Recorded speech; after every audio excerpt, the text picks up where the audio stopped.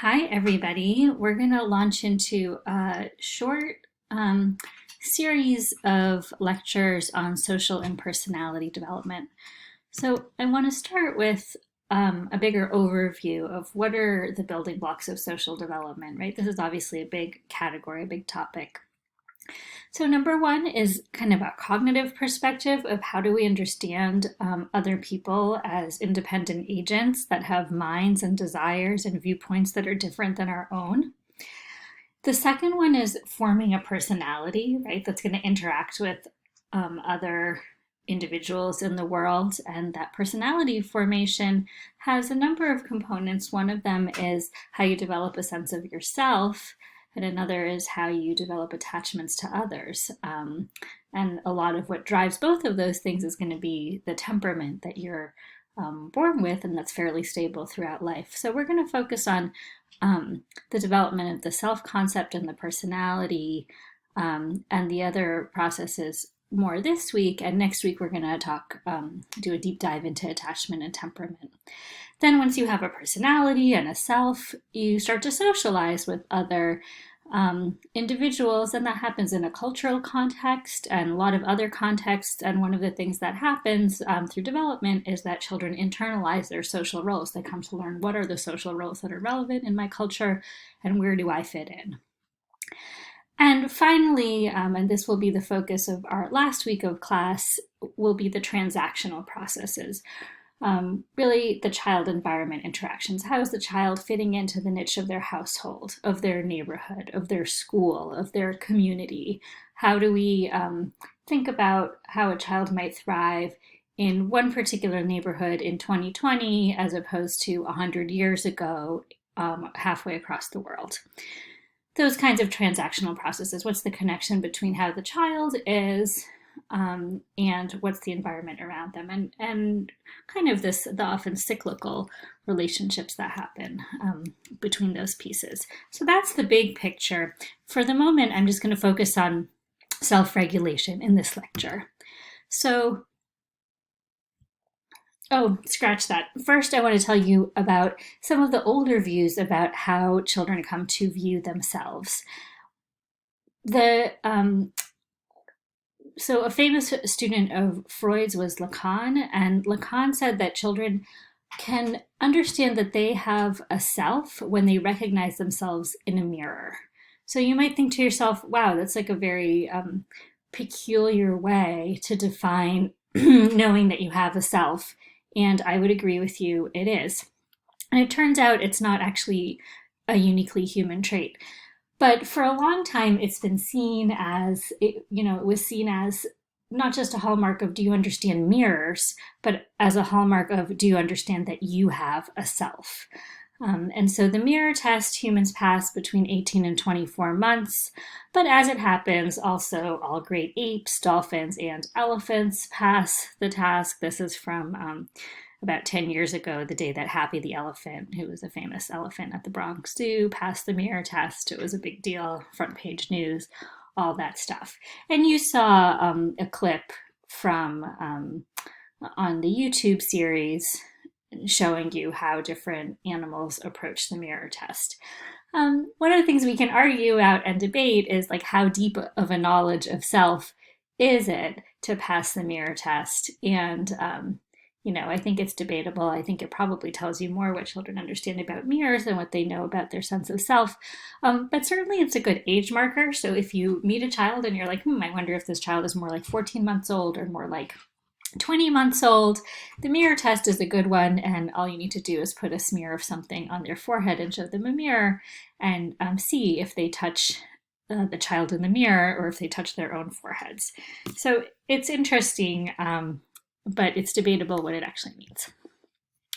So moving on to self-regulation, where we're really interrogating the relationship between a person and themselves. Like, how do they manage their own behavior? How do they decide what to do? You watched the video about the marshmallow task, but really the onset of self-regulation starts a lot earlier in life. So, for example, by 6 months of age, you see infants avert their attention or their gaze from an aversive stimulus. You see them self-soothe by patting their own cheeks or sucking their thumbs. And those are self-regulatory behaviors, right? And over childhood, what you see is an increasing ability to conform to adult expectations. So kind of being the boss of their own body and behavior, and demonstrating what adults would call regulating yourself or having good behavior. And the other kind of thing that you see is increasingly cognitive modes of coping. So if something is challenging or distressing, instead of just crying or lashing out or thumb sucking, what you see are children engaging in thinking about the positive or reevaluating their approach to a situation or trying to distract themselves from something that feels negative, as opposed to acting directly on the situation. So if your brother takes the toy you were playing with away from you, the less mature thing to do would be to snatch it back out of his hands and give him a big wallop on the head.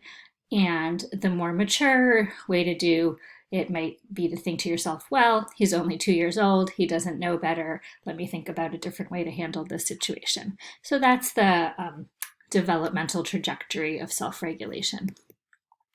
And the other thing you see, and this is sort of a lifelong project, right? You're probably engaged with it now. I'm probably engaged with it now, which is when you're in a distressing and aversive situation, for example, a pandemic, is actively choosing your coping mechanisms. So rather than just barreling through life, reacting and reacting and reacting, thinking about, okay, I'm in a situation that doesn't feel great. What am I going to do to regulate my actions, to regulate my emotions, to feel better, and making active choices about how you handle that. What you saw in the Vimeo clip was a recreation of a famous test that's decades old now, that's been replicated lots of times in a variety of ways, called the marshmallow test. In the classic exemplar, children are offered one marshmallow that they can eat right now, or two marshmallows that they can eat if they wait the entire time for the experimenter to come back. And the entire time has been as long as 15 minutes. There's always a bell, the bring me back bell, that children can use to summon the experimenter. But if they use the bring me back bell before 15 minutes are up, then they don't get the second marshmallow. But they do get to eat the first one. Interestingly, right, in this test, it's a test of delay of gratification, right? Can the child wait to get the desired 2 marshmallows, or can they just not hold back? The adult is not telling them, look, kid, it's better to eat 2 marshmallows than 1 marshmallow. So this is not about compliance with an adult request. It's really, first the experimenters confirm that this is a child who indeed would prefer 2 marshmallows to 1 marshmallow. And then the question is, given that this is your preferred outcome, will you wait for it? And what's been interesting about this task is that it predicts all kinds of life outcomes decades upon decades later, health, wealth, all kinds of things. And you saw in the Moffitt paper from Dunedin, a really famous study that showed a similar outcome, that it was really children's self-regulation that seemed to predict how they did in life, much more so, for example, than something like IQ.